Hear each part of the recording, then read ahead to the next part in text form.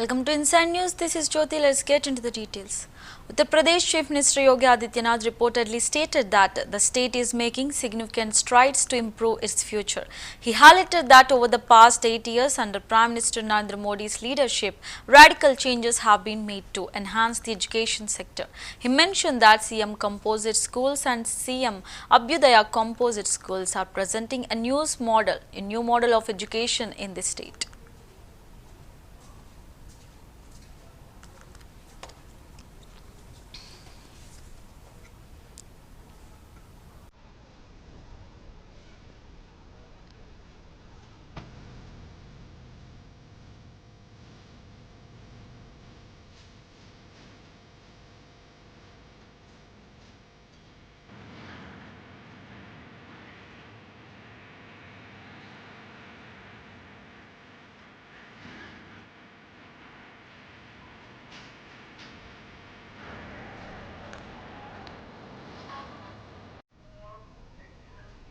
Andhra Pradesh Minister Nirmala Ramanaidu reportedly conducted a thorough inspection of the arrangements being made for the upcoming Kadapa Mahanadu, the party's major conclave. He reviewed various logistical and organizational aspects to ensure the event proceeds smoothly. The minister emphasized the importance of maintaining proper coordination among the teams involved and urged officials to focus on security, crowd management and hospitality for the attendees. The Kadapa Mahanadu is expected to be a significant political event, drawing party members and leaders from across the state. Ramanaidu's active involvement reflects the government's commitment to hosting a successful and well-organized conclave.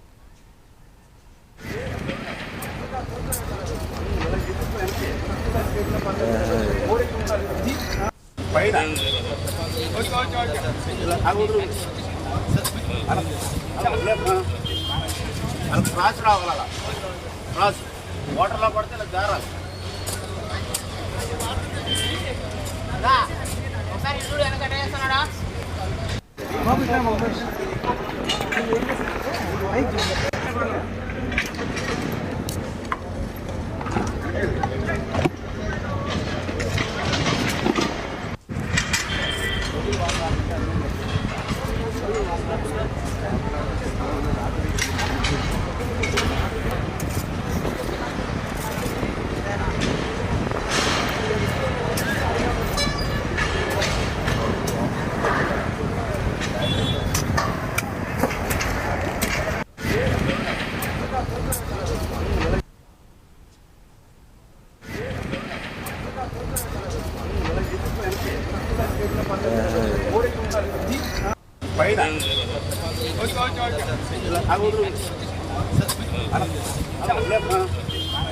పైన cross రావాల cross వాటర్లో పడితే జారాలి ఒకసారి ఇల్లు వెనక వేస్తున్నాడా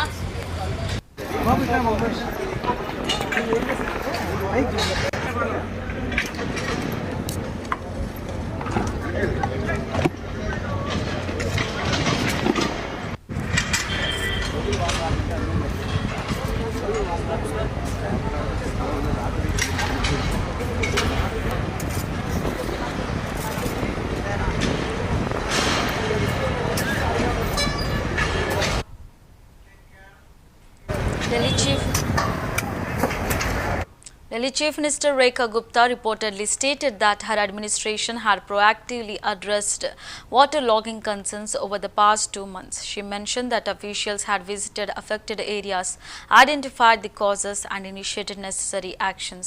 In a meeting held last month, specific officers were assigned responsibility for each waterlogging point.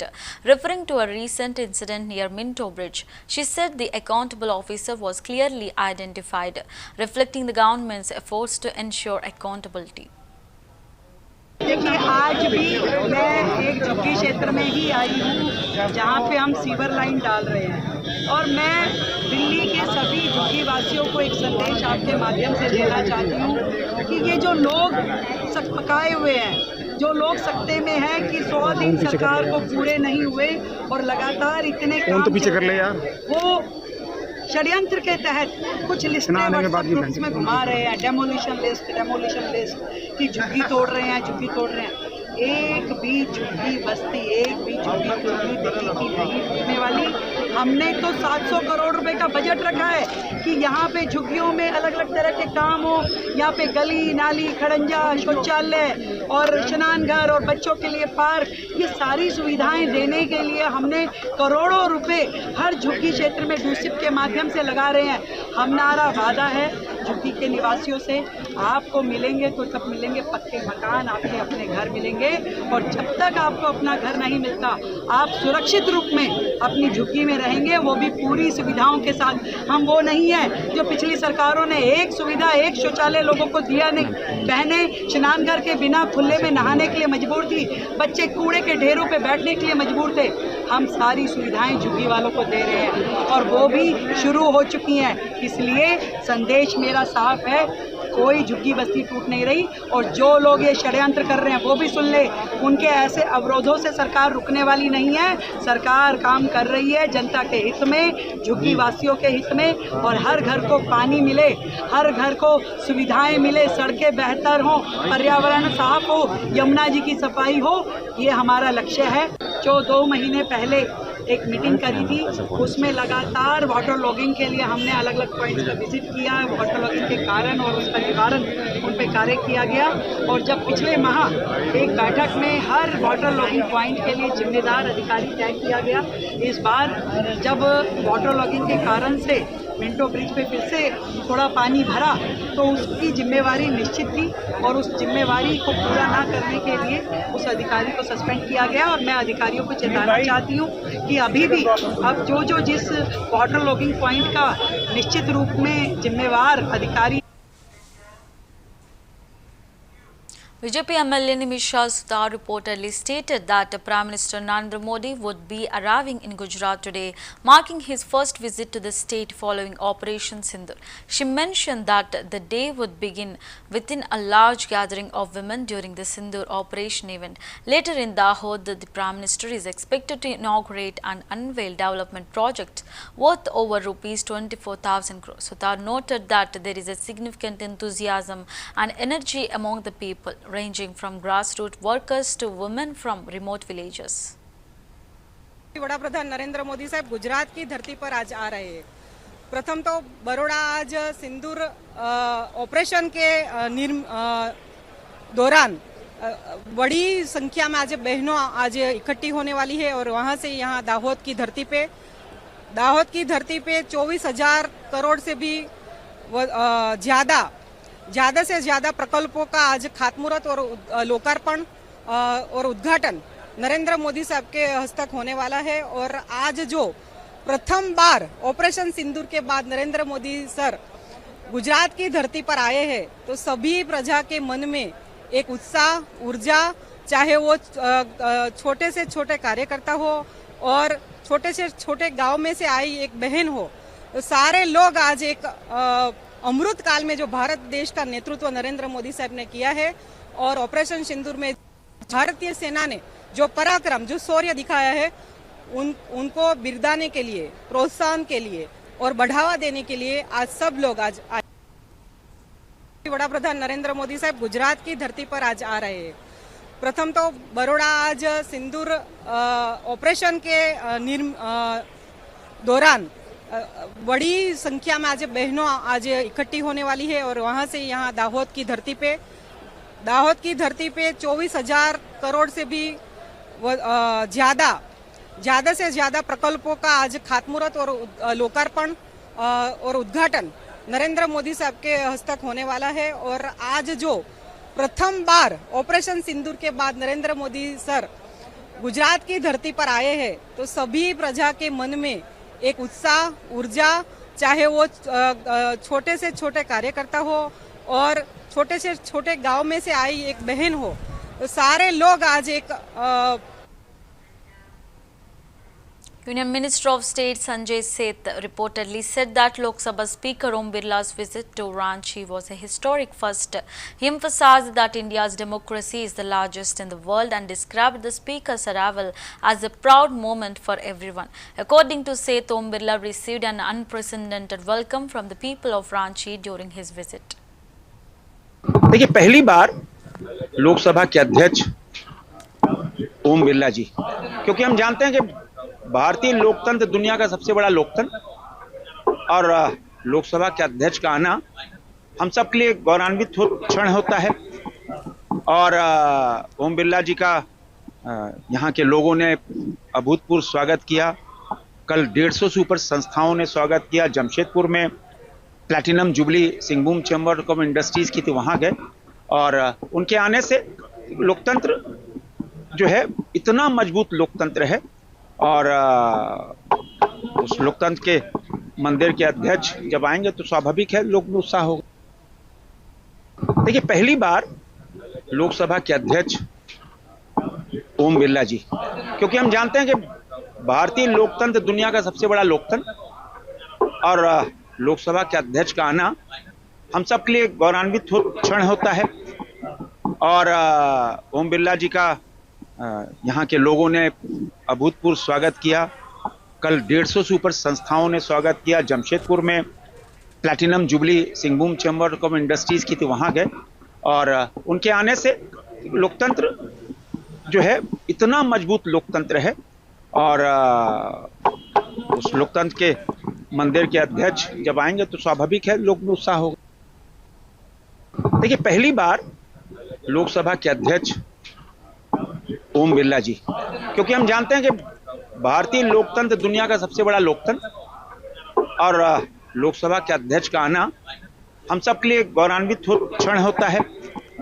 और ओम बिरला जी का यहाँ के लोगों ने अभूतपूर्व स्वागत किया। कल 150 से ऊपर संस्थाओं ने स्वागत किया। जमशेदपुर में platinum jubilee Singhbhum chamber of industries की थी, वहाँ गए और उनके आने से लोकतंत्र जो है इतना मजबूत। TMC MP Abhishek Banerjee reportedly stated in Seoul that any support given to Pakistan amounts to supporting a terror organization. He emphasized that endorsing or defending Pakistan's actions is equivalent to backing terrorism, citing the 2008 Mumbai terror attacks as a key example. He highlighted that 166 innocent people from 26 countries lost their lives in the horrific incident, underscoring his serious concerns. That any support to Pakistan is a support to terror organization. Anyone supporting any act of Pakistan is supporting a terror organization. Why I say this? I have reasons to say this. When the 2008 Mumbai terror attacks were carried out in Mumbai, where all of you must have seen and known, 166 nationals were killed and shot dead by terrorists. And out of those 166, there were people belonging from different nationalities. Apart from India, there were people from 26 other countries. And the prime accused, who was then arrested by the Indian law enforcement agencies, he confessed in the proceedings that he was trained and raised in Pakistan. And when the terror attack was carried out this year, on the 22nd of April, we actually expected Pakistan. That any support to Pakistan is a support to terror organization. Anyone supporting any act of Pakistan is supporting a terror organization. Why I say this? I have reasons to say this. When the 2008 Mumbai terror attacks were carried out in Mumbai, where all of you must have seen and known, 166 nationals. Former Chhattisgarh Chief Minister Bhupesh Baghel reportedly said that Naxalism had significantly declined in Dantewada due to efforts in education, health and economic empowerment. However, he alleged that the current government's failure to purchase Tendu leaves and the poor implementation of MNREGA are worsening the economic condition of tribal communities, pushing them back into hardship. Dantewada जिले में नक्सल पहले ही भी बहुत कम हो गया था और करीब करीब ख़त्म की स्थिति थी। और वहाँ जिस प्रकार से शिक्षा का प्रचार प्रसार किया, हेल्थ पे एजुकेशन पे जो हम लोगों ने काम किया है और खासकर आर्थिक रूप से मजबूती प्रदान करने के लिए जो अनेक कार्यक्रम हम लोगों ने चलाया, उसका परिणाम है और अब स्थिति ये है कि अब तेंदुपत्ता खरीद नहीं पा रही सरकार, आर्थिक रूप से फिर बदहाली की ओर ढकेलने का काम जिसमें जो सरकार करे। मनरेगा नहीं चल रहा है, तेंदुपत्ता खरीद ही नहीं कर रहा है। इससे निश्चित रूप से आदिवासियों की आर्थिक स्थिति कमजोर होती है। दंतेवाड़ा जिले में नक्सल पहले ही भी बहुत कम हो गया था और करीब करीब खत्म की स्थिति थी, और वहाँ जिस प्रकार से शिक्षा का प्रचार प्रसार किया, हेल्थ पे, एजुकेशन पे जो हम लोगों ने काम किया है, और खासकर आर्थिक रूप से मजबूती प्रदान करने के लिए जो अनेक कार्यक्रम हम लोगों ने चलाया, उसका परिणाम है।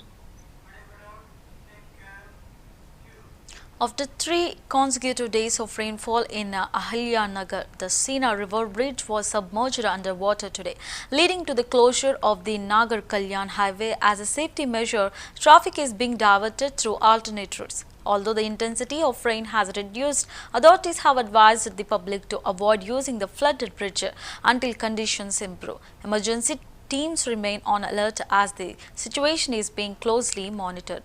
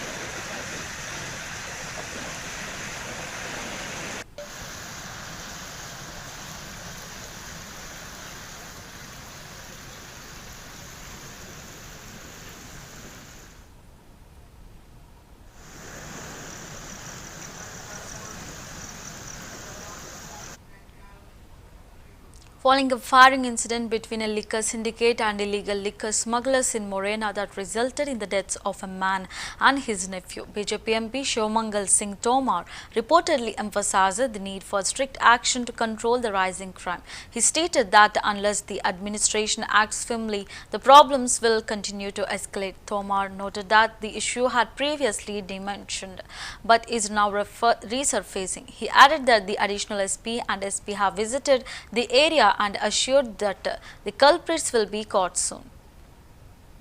अब वो जो क्राइम है उसको निपटने के लिए सख्ती की ज़रूरत है, और जब तक सख्ती प्रशासन तौर पर ज़्यादा नहीं होगी तब तक इधर हमारी तरफ जो रहता है और थोड़े पनपने लगा, नहीं पहले भी था और बीच में कमज़ोर हो गया और फिर पनपने लगा है।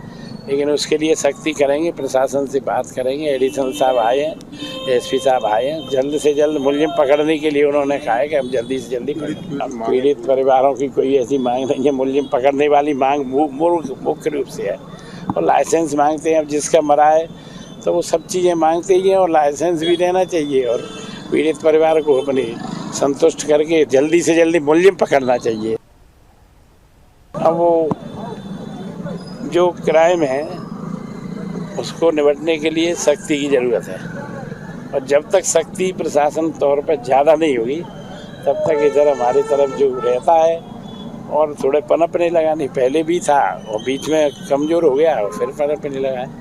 लेकिन उसके लिए सख्ती करेंगे, प्रशासन से बात करेंगे। एडिशनल साहब आए हैं, एसपी साहब आए हैं, जल्द से जल्द मुलजिम पकड़ने के लिए उन्होंने कहा है कि हम जल्दी से जल्दी पीड़ित परिवारों की कोई ऐसी मांग नहीं है। मुलजिम पकड़ने वाली मांग मुख्य रूप से है और लाइसेंस मांगते हैं। अब जिसका Tamil Nadu Chief Minister M.K. Stalin is scheduled to inaugurate the listing of Rs 200 crore Greater Chennai Corporation Municipal Bonds on the National Stock Exchange. The event, organized by the Municipal Administration and Water Supply Department, will take place at Kalaivanar Arangam in Chennai.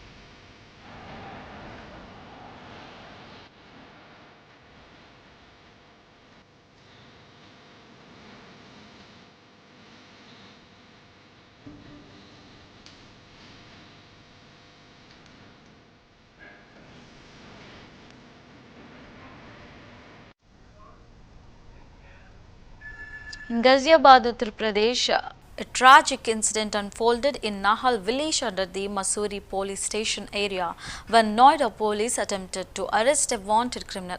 During the operation, the police team was fired upon Constable Saurabh from Noida, sustained gunshot injuries and was rushed to Yashoda Hospital, where he was declared dead. DCP Rural Surendranath Tiwari stated on 2025 a report was received at Mussoorie police station that a police officer from Gautam Budh Nagar was shot at Nahal village under Mussoorie jurisdiction. He was taken by his team to Yashoda Hospital where he was declared dead. The police team had reportedly gone to apprehend Kadir, a resident of Nahal village and a wanted suspect. A complaint has been filed by Sub-Inspector Sachin from Phase 3 Police Station in Gautam Budh Nagar. Authorities are now investigating the incident and searching for the accused. दिनांक 25/5/25 को थाना मसूरी पर एक सूचना प्राप्त हुई कि थाना मसूरी के ग्राम नाहल पर गौतम बुद्ध नगर के एक अच्छी सौरभ को गोली लग गई है, जिसे उसकी टीम के द्वारा यशोदा अस्पताल ले जाया गया है, जहां पर उसे डॉक्टर द्वारा मृत घोषित कर दिया गया है।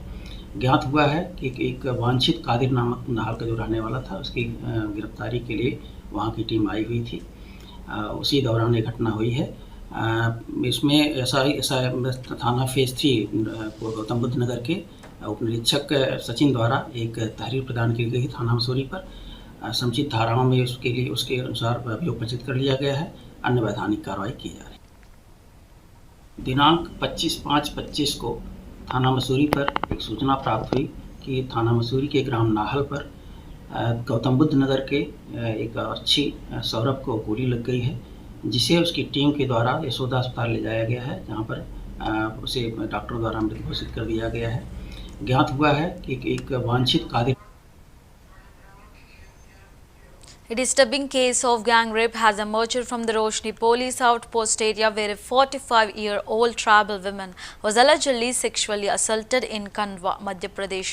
According to Additional Superintendent of Police Rajesh Raghuvanshi, the incident occurred on May 23 in a village near the Roshni outpost under Kandwa police station limits. The victim had reportedly gone to attend a wedding ceremony accompanied by a man named Hari. Upon returning home, she informed her family that she had been sexually assaulted by both Hari and another man, Sunil. For reasons yet unknown, the family did not immediately approach the police. The women later died between 1:30 and 2 p.m., after which the Dial 100 emergency service was finally contacted. Authorities are investigating the circumstances of the assault and the delay in reporting the incident. 23 तारीख की घटना है ये खालबा थाने में रोशनी चौकी के पास का एक गांव है, जहां पर कि शादी समारोह में पीड़िता भाग ले रही थी। इसके साथ में हरि नाम का व्यक्ति भी था। शादी के समारोह के पश्चात पीड़िता हरि नाम के व्यक्ति के साथ में उसी समारोह में शामिल ज्योति को उसके घर पर छोड़ने के लिए गई। लगभग 6:30 के आसपास ज्योति को उसके खेत वाले घर में छोड़ा। उसके पश्चात पीड़िता हरि के साथ में हरि के घर पर आ गई। वहाँ पर कुछ देर बाद सुनील भी आ गया और हरि के घर पर सुनील और हरि और पीड़िता को देखा गया। पड़ोसी संजय है, उसने उनको शराब का सेवन करते हुए देखा। इसके पश्चात सुबह हरि की मां ने देखा कि पीड़िता जो है घायल अवस्था में उसके आंगन में बैठी हुई है। इस पर उसने पीड़िता के घर वालों को सूचित किया। पीड़िता के घर वाले आए और पीड़िता को लेकर अपने घर चले गए। लगभग सुबह 7, सवा 7 के आसपास पीड़िता को उसके घर वाले घर लेके आ गए।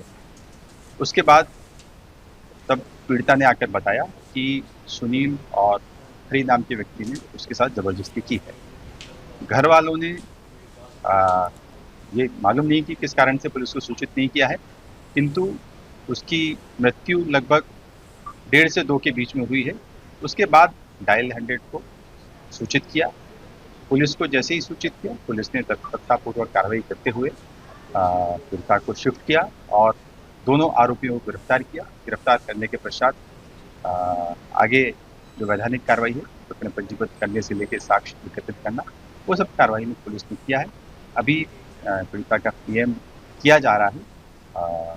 पीएम रिपोर्ट मिलने के पश्चात अग्रिम कार्रवाई की जाए। इसमें पीड़िता की उम्र 45 साल थी, हरि की उम्र लगभग 40 साल है और सुनील की उम्र 30 साल।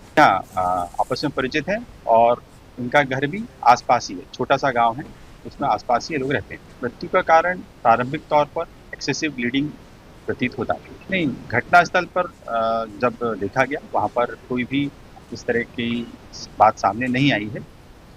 पीएम जारी है, पीएम होने के पश्चात बाकी चीज़ों का खुलासा हो सके। आरोपी लगभग खेती और मजदूरी का काम करते हैं, छोटा छोटा खेत है इनका और बीच बीच में जब फ्री रहते हैं तो मजदूरी काम करते हैं। अभी प्रारंभिक जो विवेचना है।